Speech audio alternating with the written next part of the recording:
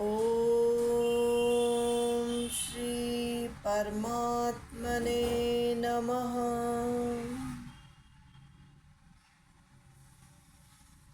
गुरुर्ब्रह्मा गुरुर्विष्णु गुरुर्देवो महेश्वरः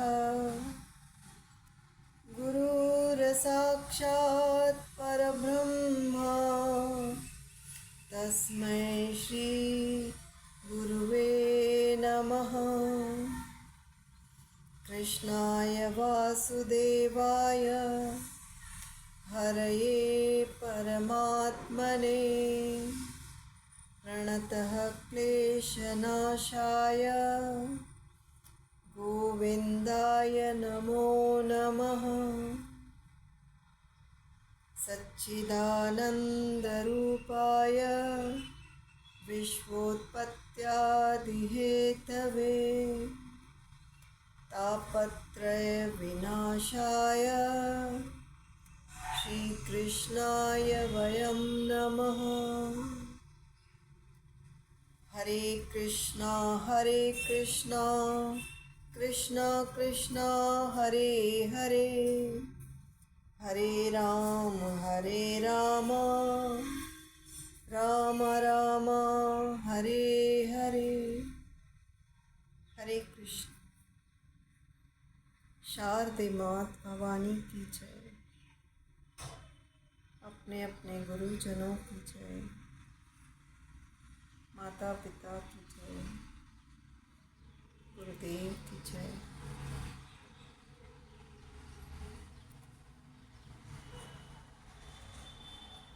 श्री भागवत महापुराण की जय। दशम स्कंद का 14वां अध्याय। पिछला अध्याय हमने देखा था कि ब्रह्मा जी के मोह का नाश। अब है ब्रह्मा जी के द्वारा भगवान की स्तुति।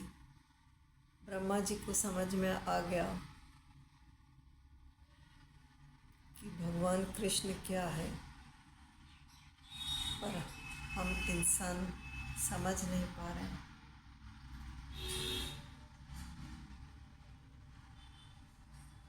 सब कुछ भगवान का है। ब्रह्मा जी के द्वारा भगवान की स्तुति। ब्रह्मा जी ने स्तुति की, प्रभु एकमात्र आप ही स्तुति करने योग्य हैं। मैं आपके चरणों में नमस्कार करता हूँ। आपका ये शरीर वर्षाकालीन मेघ के समान श्यामल है। इस पर स्थिर बिजली के समान झिलमिल झिलमिल करता हुआ पीताम्बर शोभा पाता है। आपके गले में गुंची की माला, कानों में मकराकृति कुंडल तथा सिर पर मोर पंखों का मुकुट है। इन सबकी कांति से आपके मुख पर अनोखी छटा छिटक रही है।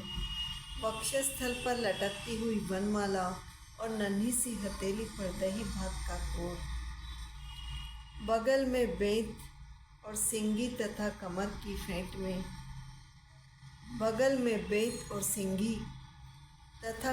की फेंट में आपकी पहचान बताने वाली बांसुरी शोभा पा रही है।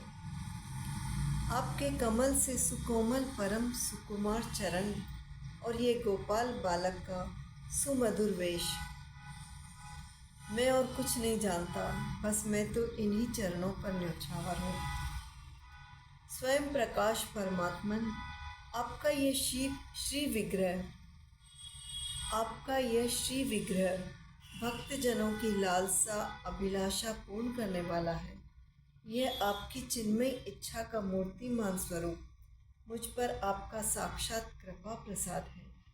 मुझे अनुग्रहित करने के लिए ही आपने इसे प्रकट किया है। कौन कहता है कि ये पंचभूतों की रचना है? प्रभु, ये तो अप्राकृत शुद्ध सत्वमय है। मैं या और कोई समाधि लगाकर भी आपके इस सच्चिदानंद विग्रह की महिमा नहीं जान सकता। फिर आत्मानंदानुभव स्वरूप साक्षात आपकी ही महिमा को तो कोई एकाग्र मन से भी कैसे जान सकता है? प्रभु, जो लोग ज्ञान के लिए प्रयत्न न करके अपने स्थान में ही स्थिर रहकर केवल सत्संग करते हैं और आपके प्रेमी संत पुरुषों के द्वारा गाई हुई आपकी लीला कथा का जो उन लोगों के पास रहने से अपने आप सुनने को मिलता है, शरीर, वाणी और मन से विनयावनत होकर सेवन करते हैं, यहाँ तक कि उसे ही अपना जीवन बना लेते हैं, उसके बिना जी ही नहीं सकते प्रभु।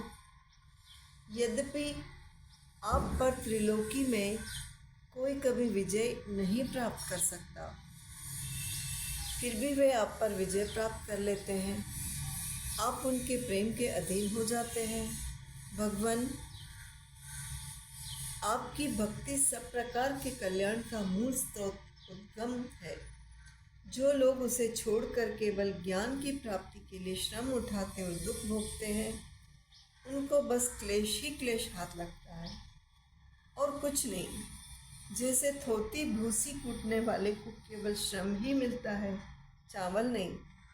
हे अच्युत, हे अनंत, इस लोक में पहले भी बहुत से योगी हो गए हैं। जब उन्हें योगादि के द्वारा आपकी प्राप्ति न हुई, तब उन्होंने अपने लौकिक और वैदिक समस्त कर्म आपके चरणों में समर्पित कर दिए।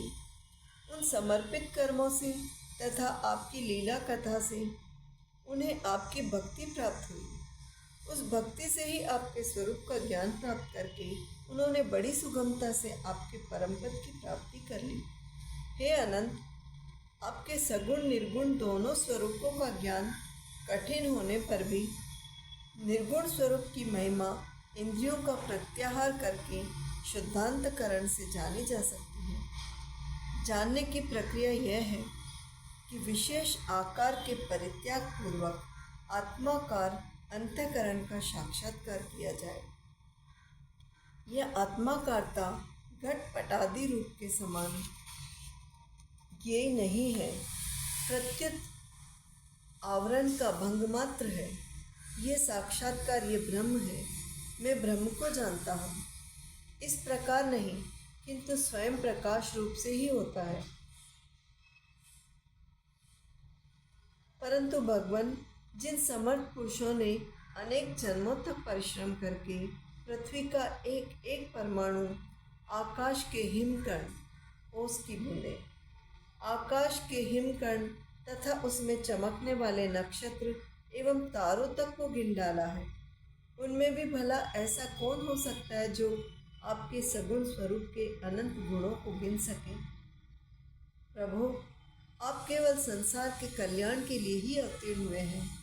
सो भगवान, आपकी महिमा का ज्ञान तो बड़ा ही कठिन है। इसलिए जो पुरुष क्षण क्षण पर बड़ी उत्सुकता से आपकी कृपा का ही भली भांति अनुभव करता रहता है और प्रारब्ध के अनुसार जो कुछ सुख या दुख प्राप्त होता है उसे निर्विकार मन से भोग लेता है, एवं जो प्रेम पूर्ण हृदय, गदगद वाणी और पुलकित शरीर से अपने को आपके चरणों में समर्पित करता रहता है, इस प्रकार जीवन व्यतीत करने वाला पुरुष ठीक वैसे ही आपके परम पद का अधिकारी हो जाता है, जैसे अपने पिता की संपत्ति का पुत्र। इस प्रकार जीवन व्यतीत करने वाला पुरुष ठीक वैसे ही आपके परम पद का अधिकारी हो जाता है, जैसे अपने पिता की संपत्ति का पुत्र। प्रभु, मेरी कुटिलता तो देखिए। आप अनंत आदि पुरुष परमात्मा हैं और मेरे जैसे बड़े बड़े मायावी भी आपकी माया के चक्र में हैं। फिर भी मैंने आप पर अपनी माया फैलाकर अपना ऐश्वर्य देखना चाहा। प्रभु, मैं आपके सामने हूँ ही क्या आपके सामने चिंगारी की कुछ गिनती है। भगवान, मैं रजोगुण से उत्पन्न हुआ हूँ। आपके स्वरूप को मैं ठीक ठीक नहीं जानता, इसी से अपने को आपसे अलग संसार का स्वामी माने बैठा था। मैं अजन्मा जगत करता हूँ। इस मायाकृत मोह के घने अंधकार से मैं अंधा हो रहा था। इसलिए आप ये समझकर कि यह मेरे ही अधीन है, मेरा भृत्य है, इस पर कृपा करनी चाहिए। मेरा अपराध क्षमा कीजिए। मेरे स्वामी, प्रकृति, महतत्व, अहंकार, आकाश, वायु, अग्नि, जल और पृथ्वी रूप आवरणों से घिरा हुआ ये ब्रह्मांड ही मेरा शरीर है और आपके एक एक रोम के छिद्र में ऐसे ऐसे अगणित ब्रह्मांड उसी प्रकार उड़ते पड़ते रहते हैं जैसे झरोखों की जाली में से आने वाली सूर्य की किरणों में रज के छोटे छोटे परमाणु उड़ते हुए दिखाई पड़ते हैं। कहाँ अपने परिमाण से 3.5 हाथ के शरीर वाला अत्यंत क्षुद्र मैं और कहाँ आपकी अनंत महिमा। वृत्तियों की पकड़ में न आने वाले परमात्मन, जब बच्चा माता के पेट में रहता है तब अज्ञानवश अपने हाथ पैर पीटता है, परंतु क्या माता उसे अपराध समझती है या उसके लिए वह कोई अपराध होता है और नहीं है। इन शब्दों से कही जाने वाली कोई भी वस्तु ऐसी है क्या जो आपकी कोख के भीतर न हो। श्रुतियाँ कहती हैं कि जिस समय तीनों लोग प्रलयकालीन जल में लीन थे, उस समय इस जल में स्थित श्री नारायण के नाभि कमल से ब्रह्मा का जन्म हुआ। उनका ये कहना किसी प्रकार असत्य नहीं हो सकता। तब आप ही बतलाइए प्रभु, क्या मैं आपका पुत्र नहीं हूँ? प्रभु, आप समस्त जीवों के आत्मा हैं, इसलिए आप नारायण, नार, जीव और अयन, इसलिए आप नारायण हैं। आप समस्त जगत के और जीवों के अधीश्वर हैं, इसलिए आप नारायण हैं। आप समस्त लोकों के साक्षी हैं, इसलिए भी नारायण है। नर से उत्पन्न होने वाले जल में निवास करने के कारण जिन्हें नारायण कहा जाता है, नार, जल और अयन। नर से उत्पन्न होने वाले जल में निवास करने के कारण जिन्हें नारायण कहा जाता है, वे भी आपके एक अंश ही हैं। वह अंश रूप से दिखना भी सत्य नहीं है, आपकी माया ही है। भगवान, यदि आपका वह विराट स्वरूप सचमुच उस समय जल में ही था, तो मैंने उसी समय उसे क्यों नहीं देखा, जबकि मैं कमल नाल के मार्ग से उसे 100 वर्ष तक जल में ढूंढता रहा। फिर मैंने जब तपस्या की तब उसी समय मेरे हृदय में उसका दर्शन कैसे हो गया और फिर कुछ ही क्षणों में वह पुनः क्यों नहीं दिखा, अंतर्धान क्यों हो गया। माया का नाश करने वाले प्रभु, दूर की बात कौन करे, अभी इसी अवतार में आपने इस बाहर दिखने वाले जगत को अपने पेट में ही दिखला दिया, जिसे देखकर माता यशोदा चकित हो गई थी। इससे यही तो सिद्ध होता है कि ये संपूर्ण विश्व केवल आपकी माया ही माया है। जब आपके सहित ये संपूर्ण विश्व जैसा बाहर दिखता है, वैसा ही आपके उदर में भी दिखा, तब क्या ये सब आपकी माया के बिना ही आप में प्रतीत हुआ? अवश्य ही आपकी लीला है। उस दिन की बात जाने दीजिए, आज की ही लीजिए। क्या आज आपने मेरे सामने अपने अतिरिक्त संपूर्ण विश्व को अपनी माया का खेल नहीं दिखलाया है?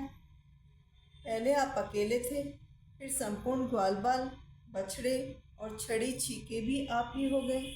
उसके बाद मैंने देखा कि आपके वे सब रूप चतुर्भुज हैं और मेरे सहित सबके सब तत्व उनकी सेवा कर रहे हैं। आपने अलग अलग उतने ही ब्रह्मांडों का रूप भी धारण कर लिया था, परंतु अब आप केवल अपरिमित अद्वितीय ब्रह्म रूप से ही शेष रह गए हैं। जो लोग हरे कृष्णा हरे कृष्णा